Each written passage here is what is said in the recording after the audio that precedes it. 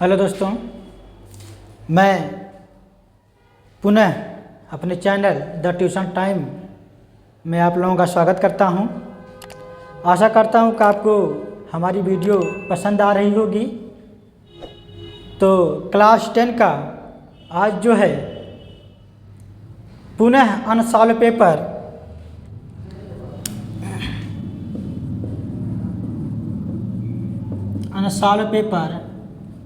Chemistry का solve किया जा रहा है। तो आप लोग ज़रा इसे ध्यान से और गौर से देखिए। कह रहा है, पहला क्वेश्चन है, ये बहुविकल्पी क्वेश्चन होगा आपका। बहुविकल्पी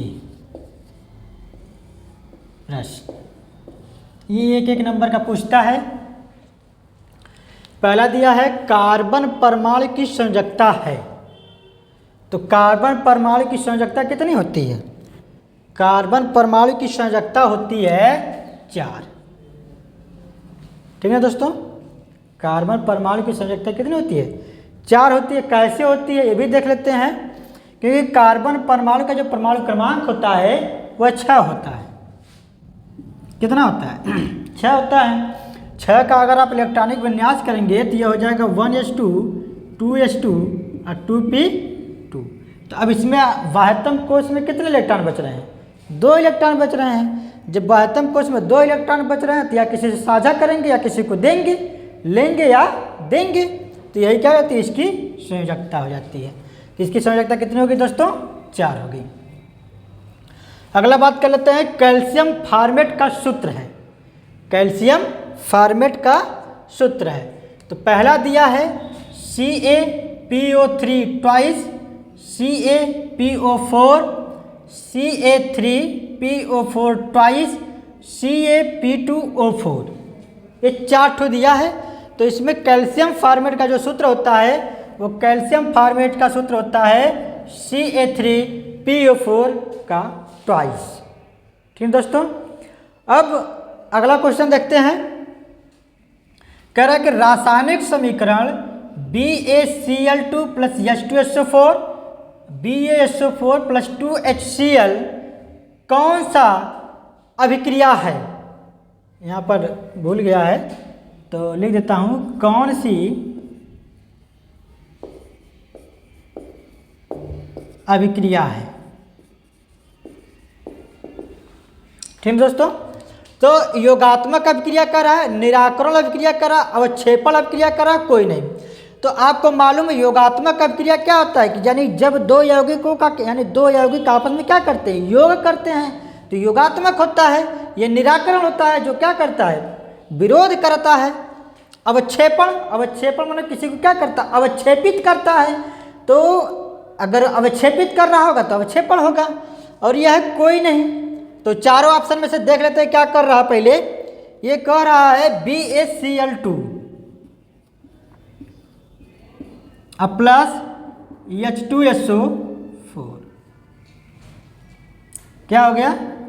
BaSO4 प्लस 2HCl। अब देखिए क्या हो रहा है,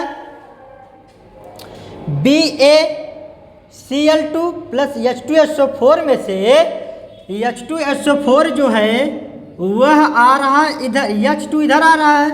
अब B क्या कर रहा है? इधर जा रहा है। तो जब B इधर आ रहा है तो ये क्या बना रहा है? BaSO4 बना रहा है। और जब H2 इधर आएगा, H2Cl2 यानी H2 इधर आएगा और Cl2 इधर हो जाएगा, तो ये हो जाएगा 2HCl यानी हाइड्रोक्लोरिक अम्ल हो जा रहा है। तो अब ये क्या कर रहा है? ये एक दूसरे का क्या कर रहा है? अवक्षेपण कर रहा है। क्या कर रहा है दोस्तों? यह अवक्षेपण कर रहा है।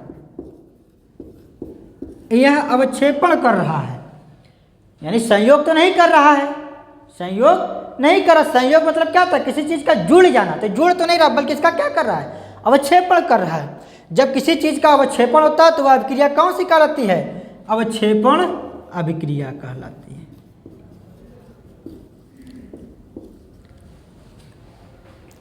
ठीक दोस्तों, चलिए आगे बढ़ते हैं। प्रश्न संख्या दूसरा कह रहा है कास्टिक सोडा तथा प्लास्टर ऑफ पेरिस का उपयोग लिखिए। कास्टिक सोडा तथा प्लास्टर ऑफ पेरिस का उपयोग लिखिए। तो देखिए कास्टिक सोडा, सबसे पहले हम जान लेते हैं कास्टिक सोडा का सूत्र क्या होता है। कास्टिक सोडा,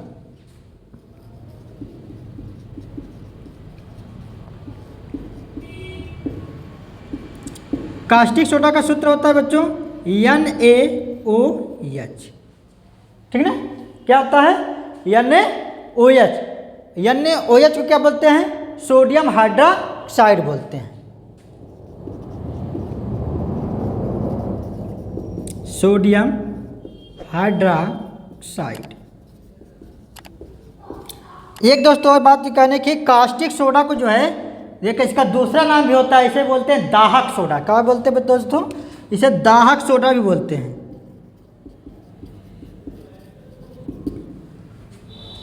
इसे क्या बोलते हैं, दाहक सोडा बोलते हैं। और दाहक सोडा का जो उपयोग कहाँ कहाँ होता है, इसका उपयोग होता है अभिकर्मक यानी प्रयोगशाला में अभिकर्मक के रूप में। पहला क्या हो जाएगा दोस्तों, प्रयोगशाला में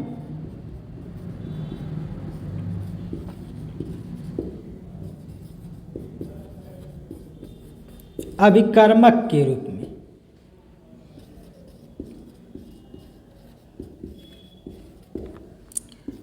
ठीक दोस्तों, क्या हो जाएगा, प्रयोगशाला में अभिकर्मक के रूप में। दूसरा हो जाएगा कांच, कागज तथा बोरेक्स के उद्योगों में।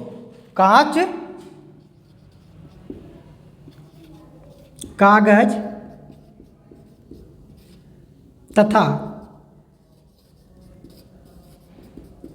बोरेक्स के उद्योगों में। ठीक दोस्तों, यह दो उपयोग हो गया किसका, एक कास्टिक सोडा का।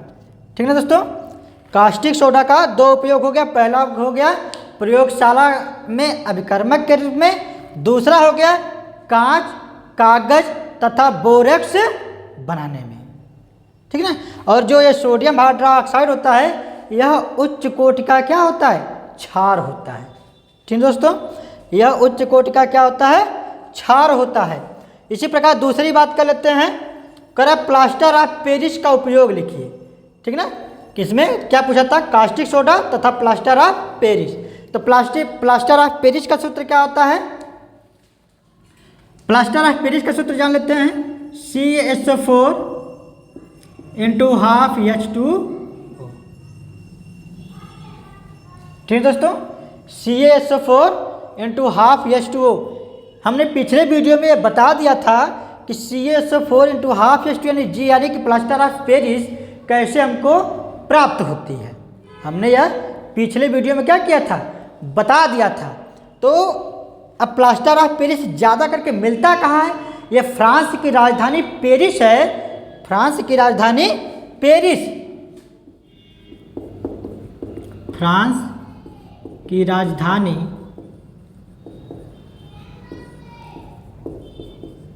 पेरिस में यह प्रचुर मात्रा में मिलता है। यह प्रचुर मात्रा में मिलता है। ठीक दोस्तों, ये क्या करता है, फ्रांस की राजधानी पेरिस में जो है यह प्रचुर मात्रा में मिलता है। ठीक दोस्तों, तो आइए अब इसको मिटाते हैं और इसका उपयोग देख लेते हैं। प्लास्टर ऑफ पेरिस का उपयोग कहाँ कहाँ होता है, हमने पिछले वीडियो में बता दिया था कि इसका उपयोग कहाँ कहाँ होता है। इसका उपयोग कहाँ कहाँ होता है हमने बता दिया था, लेकिन हम आपको दूसरा फिर से बता दे रहे हैं। पहला उपयोग होता है इसका दंत चिकित्सालय में। पहला क्या हो जाएगा, दंत चिकित्सालय में।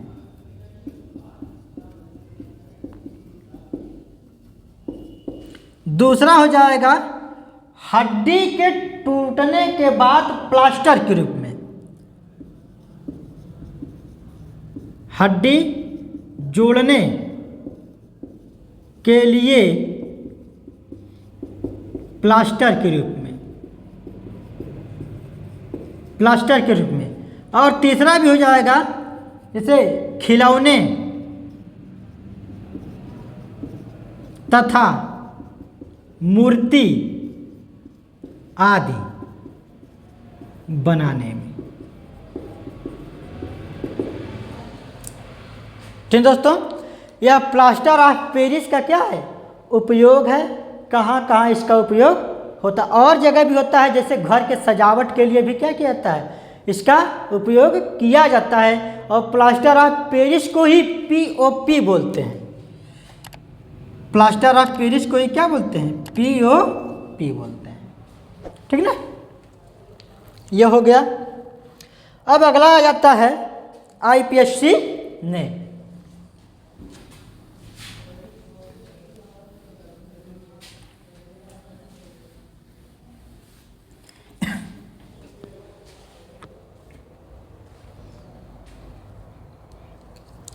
पहला दिया है H एकल बांड C एकल बांड O एकल bond H double bond O।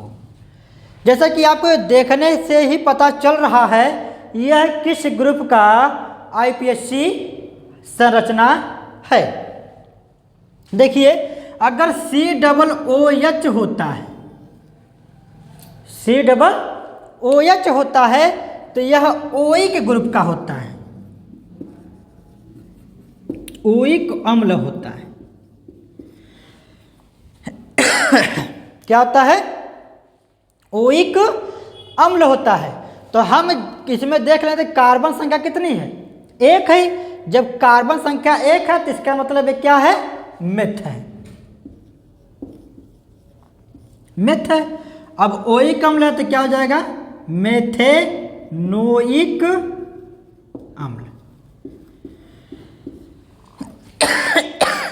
Sorry दोस्तों, क्या है, मेथेनोइक अम्ल। ठीक दोस्तों, आइए अगला देख लेते हैं।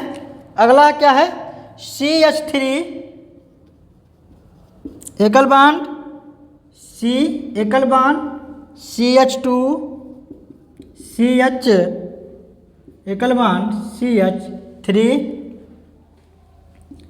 CH3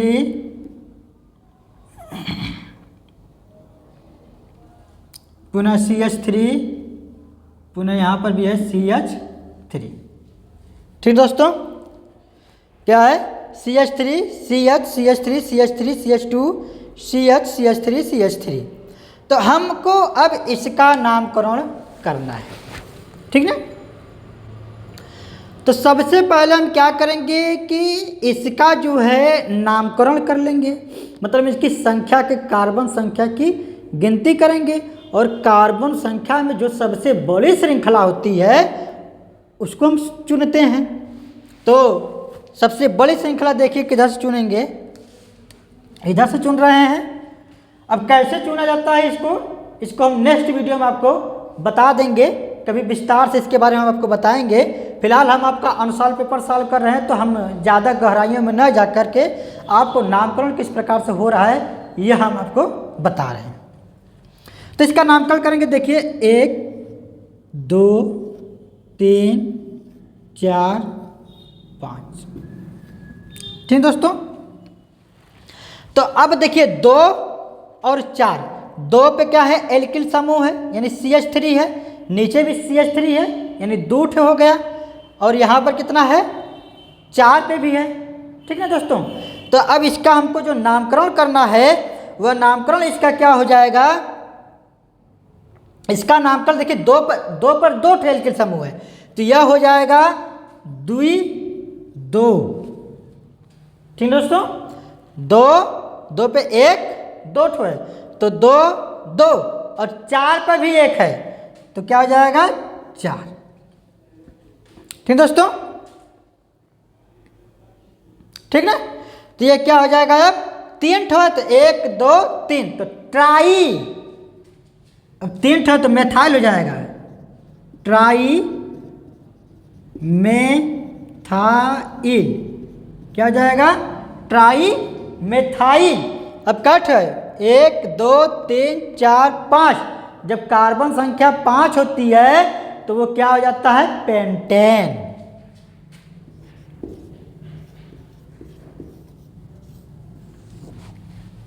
दो दो चार ट्राई मेथाइल पेंटेन। ठीक दोस्तों, तो यह इसका आईपीएससी नाम हो जाता है। मिटा दे रहे हैं, अब आगे बढ़ते हैं।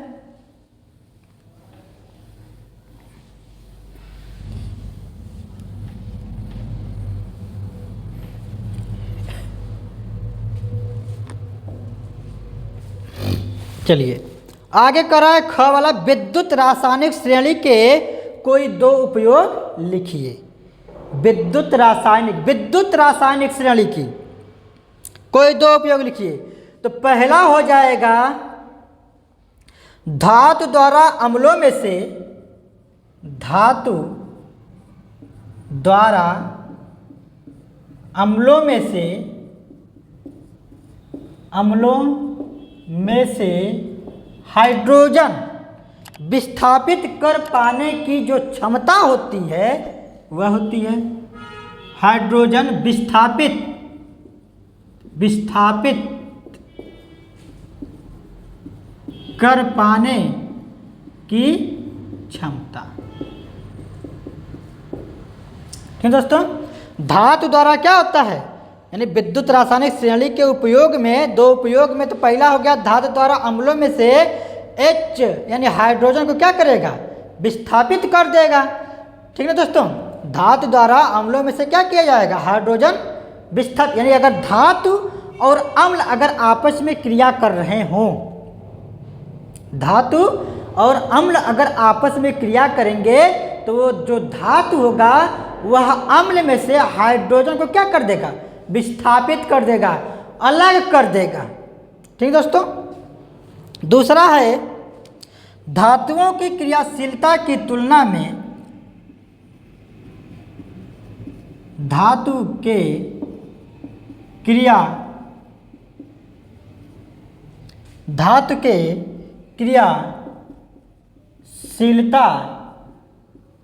के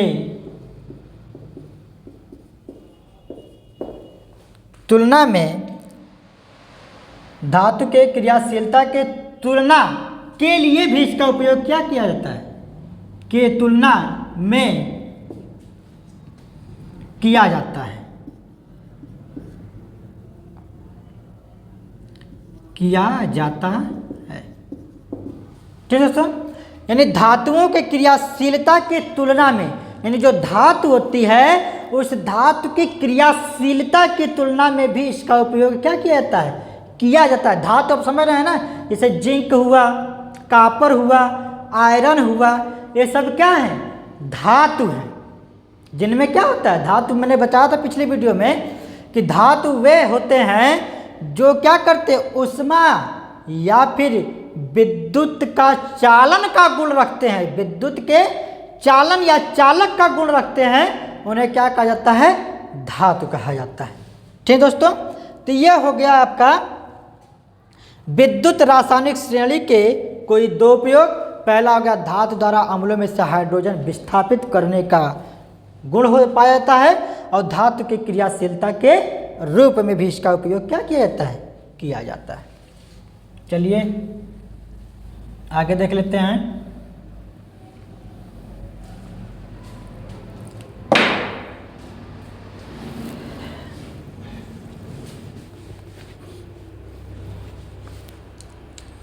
अगला क्वेश्चन है, निम्नलिखित समीकरण को पूर्ण कीजिए। निम्नलिखित समीकरण को क्या करना है, पूर्ण करना है। तो CH3COOH प्लस NaOH है। तो अब CH3COOH में से कौन सी, यह जो है सोडियम हाइड्रोक्साइड से क्या करेगी, अभिक्रिया करेगी। जब सोडियम हाइड्रोक्साइड से अभिक्रिया करेगी तो क्या बन जाएगा, आप देख लीजिए। देखिए CH3COO जो है वो किसके साथ कर लेगा, सोडियम के साथ, ठीक ना। यह हो जाएगा CH3COONA, CH3COONA, और यहाँ क्या बचा, OH बचा, और यहाँ H बचा। तो अब देखिए OH और H दो है तो हाइड्रोजन कट हो जाएगा, दो है तो यह H2 हो जाएगा और एक ऑक्सीजन है तो H2O हो जाएगा प्लस H2 हो जाएगा। ठीक दोस्तों, अब उसी प्रकार C2H5OH अब प्लस N है, तो यह अगर आपस में यह अगर इसके साथ अभिक्रिया कर रहा है, ठीक है ना, C2H5OH और प्लस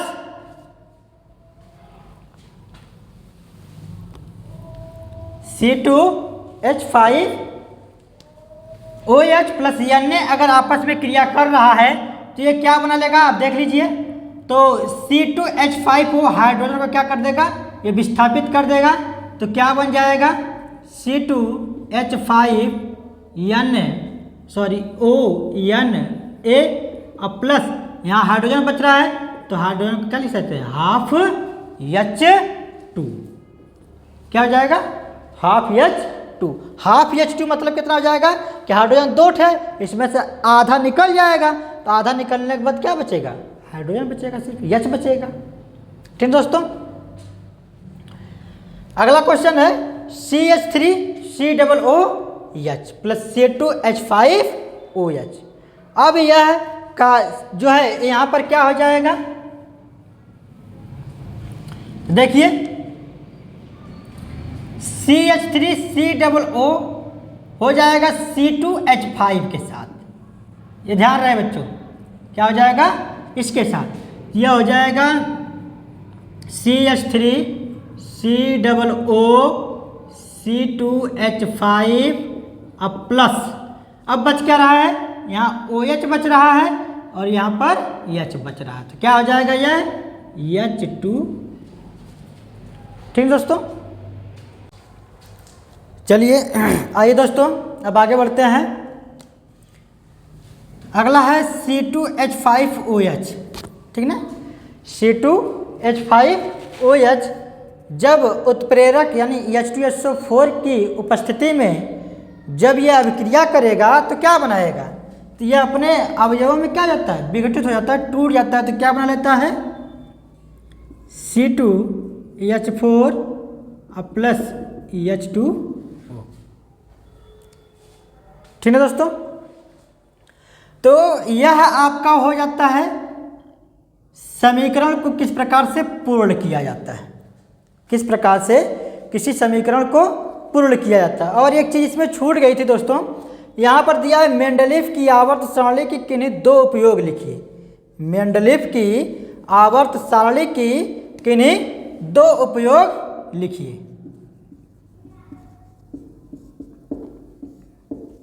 ठीक दोस्तों, तो मेंडलीफ की किन्हीं दो आवर्त सारणी यानी मेंडलीफ की आवर्त सारणी में दो उपयोग आपके हो जाते हैं कि संयोजी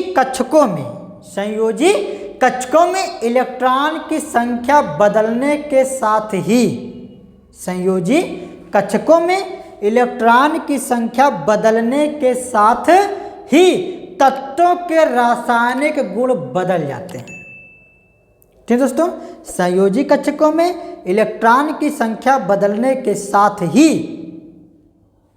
संयोजी कक्षकों में इलेक्ट्रॉनों की संख्या बदलने के साथ ही तत्वों के जो रासायनिक गुण होते हैं वह बदल जाते हैं। इनके रासायनिक गुण क्या हो जाता है, रासायनिक गुण बदल जाते हैं। ठीक दोस्तों, जो इसके रासायनिक गुण होते हैं वो क्या होते हैं, बदल जाते हैं। दूसरा है कि किसी कक्षा में इलेक्ट्रॉन की अधिकतम संख्या 2n² होती है। किसी कक्षा में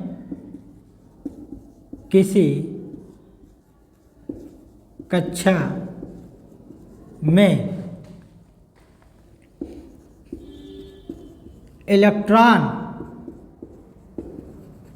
की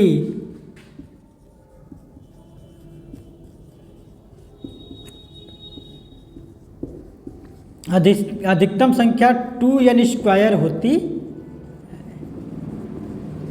ठीक दोस्तों, अब ये 2n² क्या होता है, यह हम जान लेते हैं 2n² होता क्या है। 2n² जो होता है वो हमारी कक्षा को दर्शाता है। किसको दर्शाता है दोस्तों? कक्षा को दर्शाता है। कक्षा आपका क्या होता है? KLMN होते हैं ना दोस्तों, होते हैं कि नहीं होते हैं? तो यह हमारे कक्षा को दर्शाता है। ठीक दोस्तों, तो जहां n बराबर क्या होता है? जहां n बराबर 1 2 3 4 डॉट डॉट डॉट। ठीक दोस्तों, हम यहाँ n बराबर अगर रखते हैं 1, n बराबर क्या रखें? 1 रखें, तो यह क्या हो जाएगा? 2 गुणे 1 की घाते 2 बराबर 2 गुणे 1 की घाते 2 यानी कि 1 बराबर 2। इसी प्रकार हम n बराबर रखते हैं अगर 2, तो यह क्या हो जाएगा? 2 गुणे 2 की घाते 2 बराबर 2 गुणे 2 की घाते 2 कितना हो जाएगा? 4, तो 4 दूनी 8। इसी प्रकार हम रखते हैं 2 गुणे 3 की घाते 2 बराबर, तो यह हो जाएगा 2 गुणे 3 घाते 2 यानी कि 9 बराबर 18। ठीक दोस्तों, इसी प्रकार अगर हम रखते हैं 2 गुणे 4 घाते 2 बराबर, तो यह हो जाएगा 2 गुणे 4 चौक को 16 दूना 32। तो यह जो होता है यह आपकी कक्षा को दर्शाता है।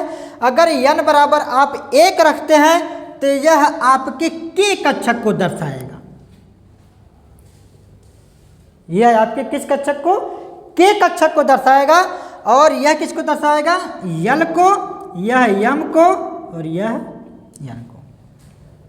ठीक दोस्तों, ये कैसे दर्शाता है? आप देखते हैं कि जब इस नाभिक होता है तो इसके चारों तरफ क्या करते हैं? इलेक्ट्रॉन चक्कर लगाते हैं, ऐसे लगाते कि नहीं लगाते? तो यह हो जाता है K, यह हो जाता है L, यह हो जाता है M, इसके बाद भी अगर होगा तो यह हो जाएगा क्या? N। तो यही होता है, तो यह इसका क्या हो जाता है? कक्षा हो जाती है। ठीक दोस्तों, तो K कक्षक में 2 और L कक्षक में 8, इसमें 18 और इसमें 32, क्रमशः KLMN। तो आशा है आपको यह पूरा वीडियो समझ में आया होगा। यह आपका अनुसाल पेपर 2022 का सेट 3 था और यह सिर्फ रसायन विज्ञान का था। आगे हम और भी आपको इसी प्रकार वीडियो प्रोवाइड करते रहेंगे। और अगर आपको कोई भी दिक्कत, कोई भी समस्या, कोई भी परेशानी अगर आपको आती है तो आप क्या करिए, हमारे वीडियो को हमें कमेंट करके ज़रूर बताइएगा। और अगर कोई भी आपको दिक्कत होती है, किसी भी प्रकार से दिक्कत होती है, तो आप ज़रूर कमेंट करिएगा, इतना याद रखें। और अगर आपको वीडियो पसंद आया होगा तो प्लीज़ आप दोस्तों के साथ शेयर करिएगा, सब्सक्राइब करिएगा, लाइक करिएगा और कमेंट करिएगा। पुनः हम आपको अगला वीडियो इसी प्रकार लेके आएंगे अनुसाल पेपर। तब तक के लिए धन्यवाद।